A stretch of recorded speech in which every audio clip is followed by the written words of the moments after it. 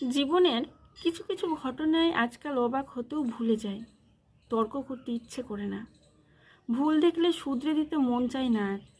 এমনকি নিজের প্রতি অন্যায় দেখলে কখনো কখনো প্রতিবাদটুকুও করতে ভালো লাগে না।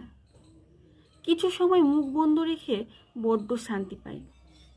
নিষ্পলক চোখে শুধু মানুষের ব্যবহারের ওলট পালট দেখি, স্বার্থের সংঘাত দেখি, আবার সেই স্বার্থের প্রয়োজনে সব ভুলে যেতেও দেখি।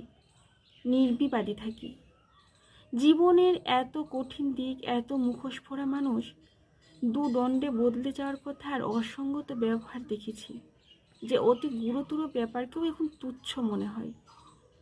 চরিত্রের অদ্ভুত দিকগুলো দেখে কাউকে কাউকে পোকার চেয়েও অধম মনে হয়, তবুও ঘৃণা প্রকাশ করতে ইচ্ছে হয় না। কত কিছু বলার থাকে, বলতে প্রবৃত্তি হয় না।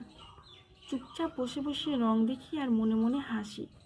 সত্যি কি বিচিত্র আমাদের দেশ, ততোধিক বিচিত্র মানুষের